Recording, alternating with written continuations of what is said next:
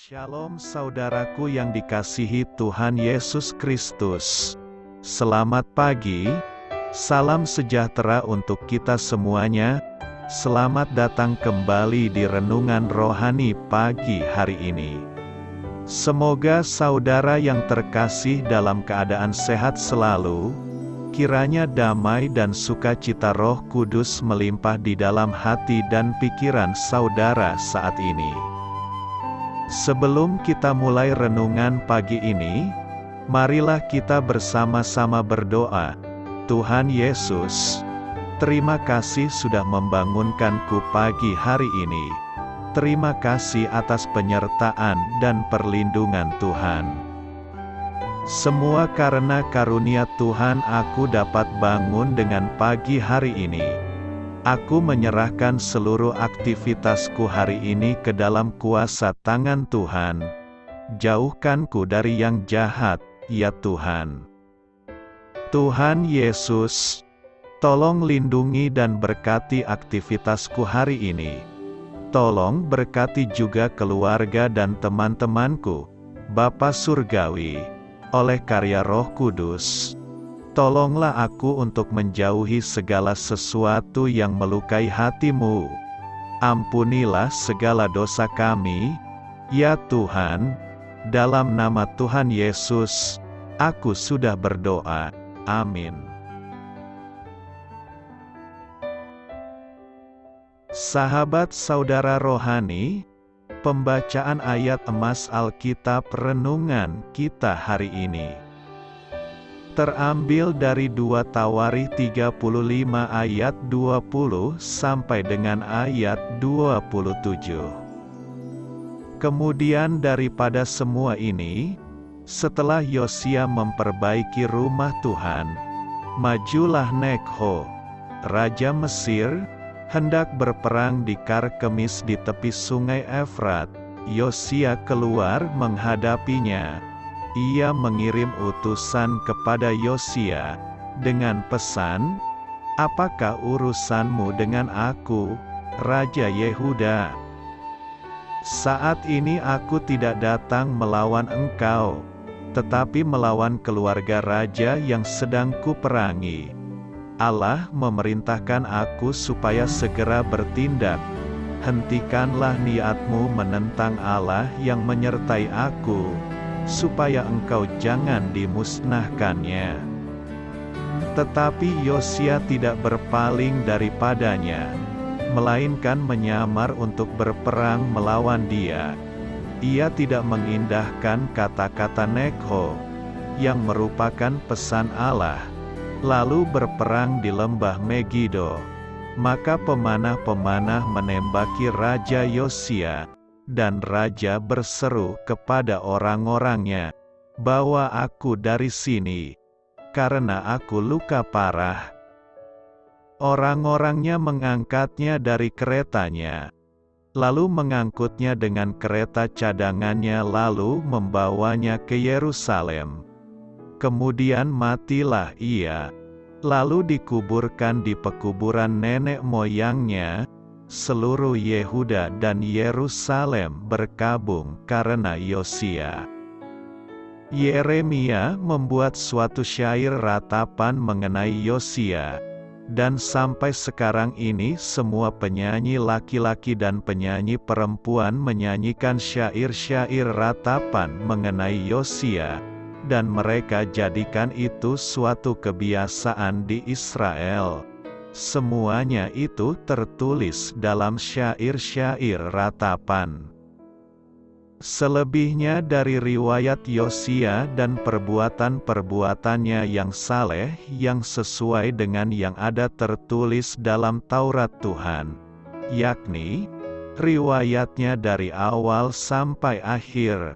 Sesungguhnya semuanya itu tertulis dalam kitab Raja-Raja Israel dan Yehuda.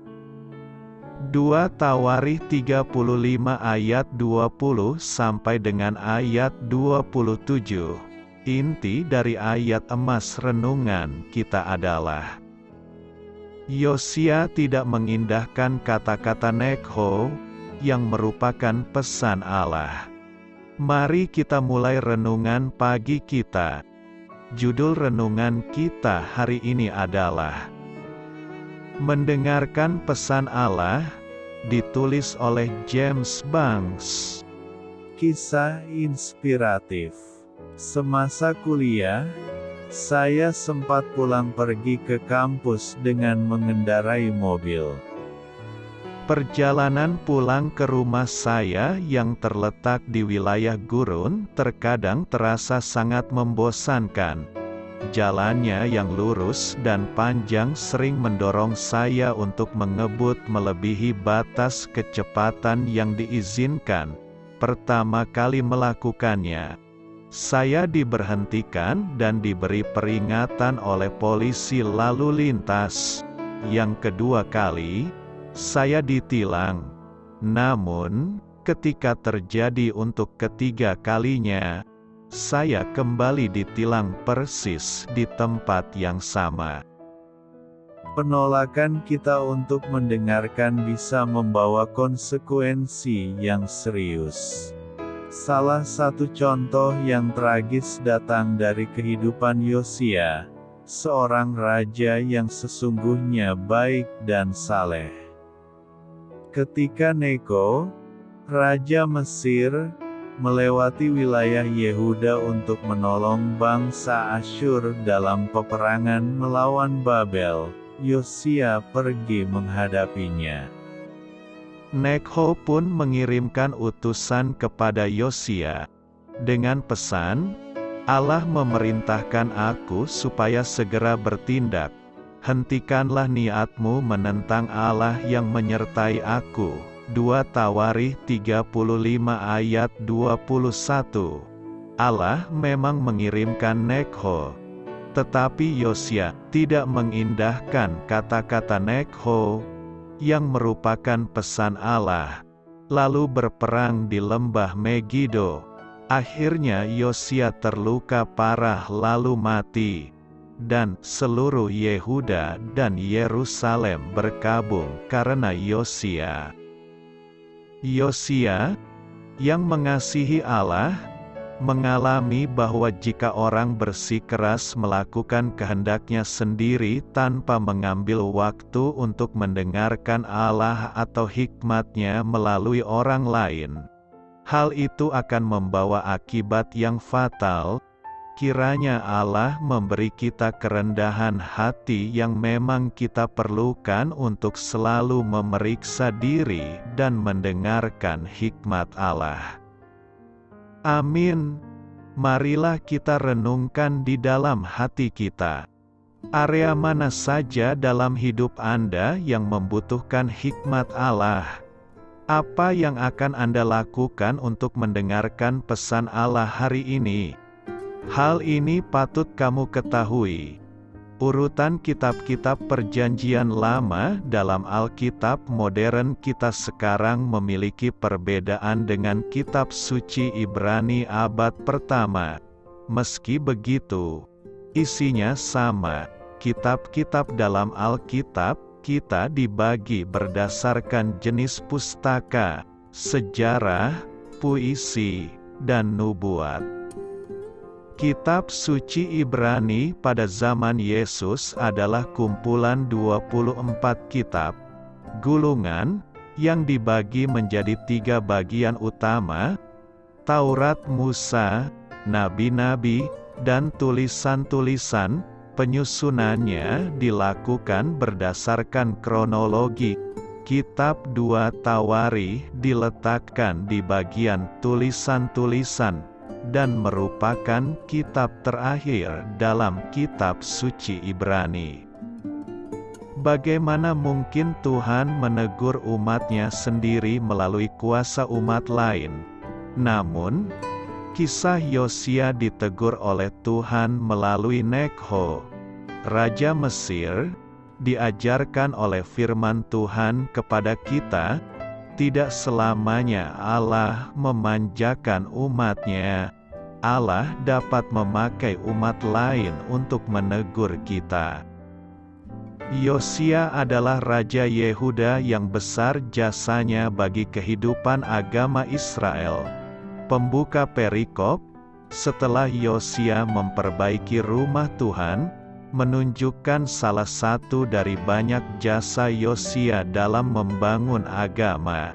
Namun, Tuhan tidak dapat dibeli dengan puji-pujian dan persembahan. Sekalipun Yosia berjasa membarui peribadahan dan mendermakan kurban hewan kepada rakyatnya, namun keluarga raja bertentangan dengan Mesir. Atas perintah Allah, Nekho bertindak. Nekho telah memperingati Yosia bahwa kali ini Allah berada di pihak Mesir. Namun Yosia tidak berpaling untuk ikut berperang. Yosia lebih membela keluarganya daripada suara Tuhan. Akibatnya, Yosia gugur di medan perang.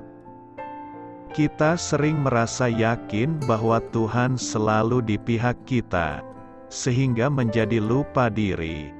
Bahkan kita menutup mata dan telinga terhadap ajaran umat lain. Kita bersikap menolak jika Tuhan memakai orang yang tak seiman menegur kesalahan kita. Teguran Tuhan itu dapat termasuk teguran yang sangat keras. Oleh karena itu, janganlah kita mengabaikan peringatannya. Sekalipun melalui umat lain, doa saya menyertai saudara sekalian.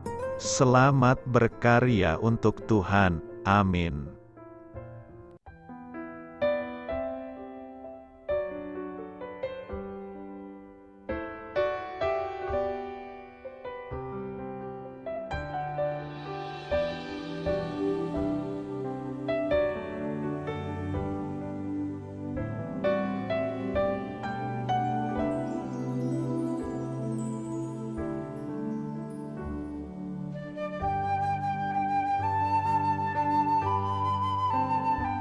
Marilah kita renungkan sahabat saudara rohani.